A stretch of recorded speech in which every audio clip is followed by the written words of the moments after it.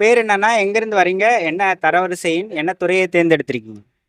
என் பேர் சரவணகுமார். நான் ராமநாதபுரத்துலேருந்து வர்றேன். நான் இப்போ டிஎன்பிஎஸ்சி குரூப் 4 எக்ஸாம் எழுதி ஜூனியர் அசிஸ்டண்ட்டாக ட்ரெஸரி டிபார்ட்மெண்ட் எடுத்திருக்கேன். ஓகே. என்ன படிச்சிருக்கீங்கண்ணா? நான் வந்து டிகிரி இளநிலை தமிழ் இலக்கியம் படிச்சிருக்கேன். ஓகேங்க. எப்போ கல்லூரி முடிச்சீங்க? எப்போ டிஎன்பிஎஸ்சி படிக்க ஸ்டார்ட் பண்ணீங்க? நான் கல்லூரி முடித்தது 2016 முடிச்சிட்டேன். டிஎன்பிஎஸ்சி வந்து 2019 படிக்க ஆரம்பித்தேன். 2019 படிக்க ஆரம்பித்து முதல்ல வந்து ஒரு ஸ்லோவாக வெளியில் வேலை பார்த்துக்கிட்டே படிச்சுக்கிட்டு இருந்தேன். அதனால் வந்து நான் வந்து கால்ஃபர் பண்ணுறப்ப மட்டும்தான் படிக்க ஆரம்பிப்பேன். அதுக்கு முன்னாடி கடந்த ஒரு 2-3 வருடங்களாக தொடர்ந்து படிச்சுட்டு இருந்தேன். கால்ஃபர் வருதோ வரலையோ தொடர்ந்து படிச்சுட்டு இருந்ததுனால இந்த வெற்றி எனக்கு கிடச்சிருக்கு. ஓகே. இது எத்தனாவது முயற்சியில் வெற்றி பெற்றிருக்கீங்க? இது குறைஞ்சது ஒரு 10 முயற்சியாவது எடுத்திருப்பேன். ஓகே. ஓகே. எவ்வளோ கேள்விகள் போட்டீங்கண்ணா? 152 கேள்விகள் போட்டேன் நான். ஓகே. கடந்த முறைகள்லாம் ஏன் சரியா வெற்றி பெற முடியல அப்படின்னு நினைக்கிறீங்க? அது தொடர்ந்து கன்சிஸ்டன்சியாக படிக்கலை. கால்ஃபர் பண்ணும்போது 2 மாதம் படிப்போம், அப்புறம் விட்டுருவோம். அப்புறம் மறுபடியும் எப்போ கால்ஃபர் பண்ணுறாங்களோ அப்போ தான் படிக்க ஆரம்பிப்போம். கால்ஃபர் வருது வரல அப்படிங்கிறத தாண்டி நம்ம தொடர்ந்து நம்ம டிஎன்பிஎஸ்சிக்குள்ளே வந்துட்டோம் அப்படிங்கிறதுனால நம்ம எப்படியும் ஒரு போஸ்டிங் வாங்கி ஆகணும்னா நம்ம வந்து கால்ஃபர் இருந்தாலும் படிச்சுக்கிட்டே இருந்தோம்னா நமக்கு வெற்றி ஆட்டோமேட்டிக்காக வரும். நீங்கள் எப்படி படிச்சீங்கன்னு சொல்லுங்கள். தமிழ் எப்படி படிச்சீங்க? தமிழுக்கு எப்படி படிக்கலாம்? என்னென்ன புத்தகங்களில் படிக்கலாம்? தமிழ் பேசிக் அடிப்படை வந்து தமிழ் வந்து நம்ம ஸ்கூல் புக்கு தான். 6லேருந்து 12வது வரை உள்ள ஸ்கூல் புக்கு தான் முதல்ல அடிப்படையாக படிச்சுக்கிறணும். அதுக்கு முன்னாடி அதர் சோர்ஸு அந்த சிலபஸுக்கு தகுந்த மாதிரி அதர் சோர்ஸ் புக் எடுத்து நம்ம ரெஃபர் பண்ணோம்னா ஈஸியாக நம்ம வந்து 90 ஸ்கோர் பண்ண முடியும்.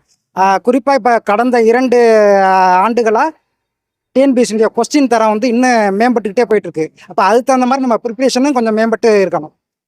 தமிழுக்கு வெளி புத்தகங்கள் என்னென்னலாம் படிக்கலாம்னு சொல்லுங்கள். தமிழுக்கு இப்போ இந்த ரீசெண்டாக இந்த 2 வருடங்களில் வந்து இந்த தமிழ் விர்ச்சுவல் யூனிவர்சிட்டியில் உள்ள புத்தகங்கள் பிரித்து எழுதுக, சேர்த்து எழுதுக, அகரவரிசை எழுதுக, இந்த மாதிரி அதிலிருந்து நிறைய கேட்க ஆரம்பிக்கிறாங்க. அதில் உள்ள புக்குகளை எடுத்து நிறைய கேட்க ஆரம்பிக்கிறாங்க. ஆட்சி சொல் அகராதின்னு சொல்லிட்டு அதுலேயே ஒவ்வொரு துறைக்கான தமிழ் சொல் இருக்குது. இப்போ அதுலேருந்து நிறைய கேட்க ஆரம்பிக்கிறாங்க. மேக்ஸ் எந்த மாதிரி படிச்சிங்கன்னா? மேக்ஸ் வந்து ஸ்கூல் புக்கு ஃபஸ்ட்டு படித்தேன்.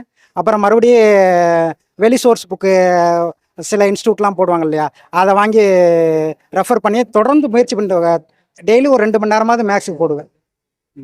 ஒரு கடந்த 2 ஆண்டுகளாக ஃபுல் டைமாக படிக்கிறேன்.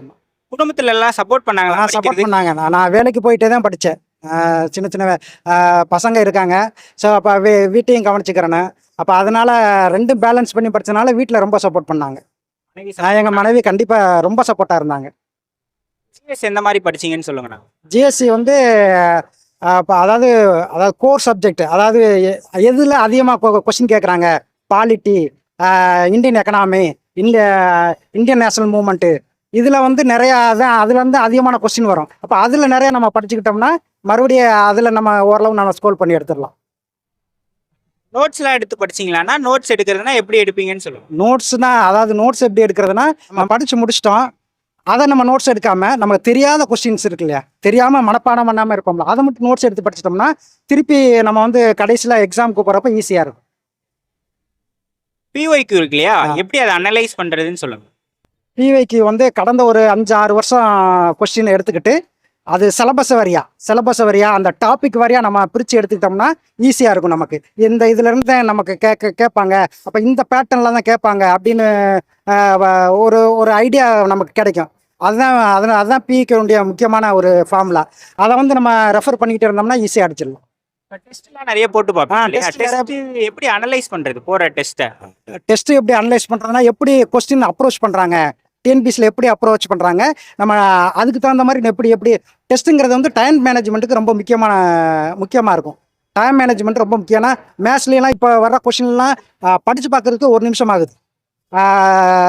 ஜிஎஸும் பார்த்தீங்கன்னாவே அது கூட்டு காரணம் இந்த மாதிரி நிறைய அனலைஸ் பண்ணி எழுதுகிற மாதிரி இருக்கிறதுனால நம்ம அதுக்கு டைம் நிறைய ஆகிறதுனால நம்ம டெஸ்ட் போட்டு பார்த்தோம்னா அந்த டைம் கன்சம்ஷன் வந்து ஈஸியாக நம்ம வந்து ஓவர் கம் பண்ணிக்கலாம்.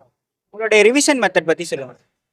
ரிவிஷன் வந்து கடைசி ஒரு 20-25 நாளில் வந்து ரிவிஷன் மட்டுமே வச்சுக்கணும், புதுசாக எதுவும் படிக்கக்கூடாது. நம்ம ரிவிஷன் அது படித்தது எவ்வளோ கொஞ்சமாக படித்தாலும் அது ரிவிஷன் பண்ணோம்னாவே அதுலேருந்து நம்ம வந்து கொஸ்டின் கேட்டாவே ஈஸியாக வந்து நம்ம வந்து தவறு இல்லாமல் அடிக்க வாய்ப்பு இருக்குது. நிகழ்வுகள்லாம் எப்படி படிப்பீங்க? நடப்பு நிகழ்வுகள் கடந்த ஒரு 6 மாதத்தை எடுத்து தான் படிப்பேன். ஒரு 6 மாதத்தில் அது வந்து சயின்ஸ் அண்ட் டெக்கு, அந்த இஸ்ரோ பற்றி கேட்பாங்க, அப்புறம் வந்து பெரிய ஆளுமைகளை பற்றி கேட்பாங்க, விருதுகளை பற்றி கேட்பாங்க. அதை தேர்ந்தெடுத்து படிப்பேன். ஆமாம், paper news paper Tamil Hindu படிப்பேன். அப்புறம் ஏதாவது ஒரு சோர்ஸ்லேருந்து எடுத்து படிச்சுக்குவேன். எக்ஸாம் ஹாலில் என்னென்ன மிஸ்டேக்ஸ்லாம் பண்ணக்கூடாதுன்னு சொல்லுங்கள். எக்ஸாம் காலில் போகிறப்ப நம்ம ஃபஸ்ட்டு எடுத்துனா நம்ம பயத்தை போக்கணும். பயம் இருக்கக்கூடாது. ஏன்னா பயந்தோம்னா நமக்கு தெரிஞ்ச கொஸ்டினும் மறந்து போயிடும்.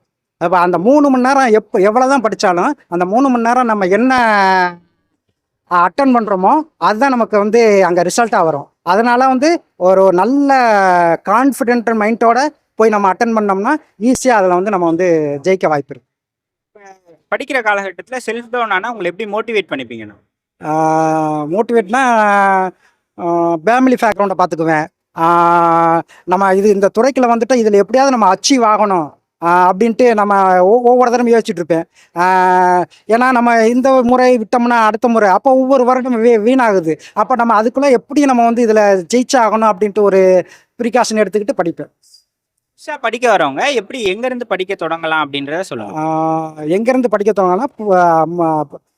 பேசிக்காக நீங்கள் புத்தகத்தை ஸ்கூல் புக்கத்துலேருந்து ஆரம்பிக்கணும். அது ஜிஎஸ்ஸாக இருந்தாலும் சரி, மேத்தமெட்டிக்ஸாக இருந்தாலும், தமிழாக இருந்தாலும் சரி, ஸ்கூல் புக்கில் இருந்து ஆரம்பிச்சிங்கனாவே உங்களுக்கு வந்து ஒரு பேசிக் ஐடியா கிடைக்கும். ஃபஸ்ட்டு எடுத்தோன்னா நீங்கள் வந்து எல்லா குரூப் 4ஆக இருந்தாலும் சரி, குரூப் 2ஆக இருந்தாலும், குரூப் 1ஆக இருந்தாலும் எல்லாத்துக்குமே சிலபஸ் வந்து டிஎன்பிஎஸ்சியில் கொடுக்குறாங்க. அந்த டிஎன்பிஎஸ்சி சிலபஸை நீங்கள் வச்சுக்கிட்டு நீங்கள் அதுக்கு தகுந்த மாதிரி ப்ரிப்பேர் பண்ணிட்டீங்கன்னா ஈஸியாக நீங்கள் வந்து ஸ்கோர் பண்ணலாம். கடந்த 2 தோல்விகள் இல்லை கடந்த தோல்விகள்லாம் உங்களுக்கு என்ன பாடம் சொல்லி கொடுத்துதான் நினைக்கிறீங்க?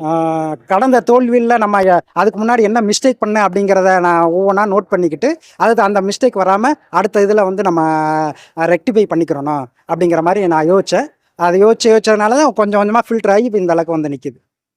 2019 தொடங்கின பயணம் ஒரு 7 ஆண்டுகள் ஆயிடுச்சு. இப்போ வெற்றியை பெற்றுட்டீங்க. எப்படி இருக்கு இந்த ஆர்டர் வாங்கினது, ஃபோட்டோ எடுத்ததெல்லாம்? ரொம்ப மகிழ்ச்சியாக இருக்குது.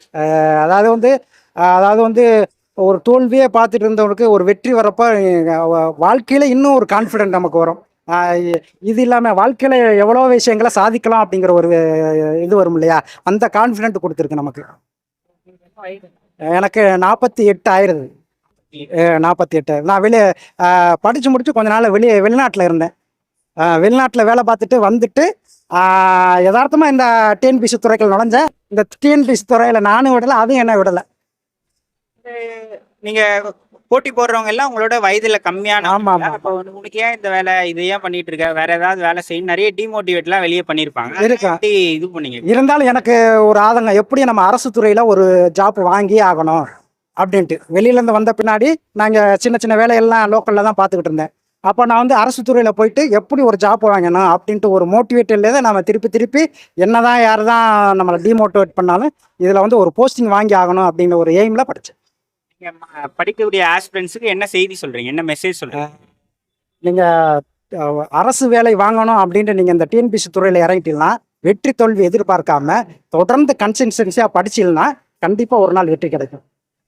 இந்த ஒரு 7 ஆண்டு பயணம் உங்களுக்கு என்ன பாடம் சொல்லி கொடுத்துதான் நினைக்கிறீங்களா? 7 ஆண்டு பயணத்துல நிறைய அப்ஸ் அண்ட் டவுன்ஸ் பார்த்துருக்கேன். ஆனால் வாழ்க்கையும் அப்படித்தான், அப்ஸ் அண்ட் டவுன்ஸ் இருக்கும். அதை வந்து மீறி நம்ம ஜெயிக்கிறதான் நம்ம வாழ்க்கையினுடைய வெற்றின்னு நினைக்கிறேன். அதுதான் டிஎன்பிஎஸ்சி எனக்கு கற்றுக் கொடுத்துருக்கு. யாருக்கு நன்றி சொல்லணும்னு நினைக்கிறீங்க?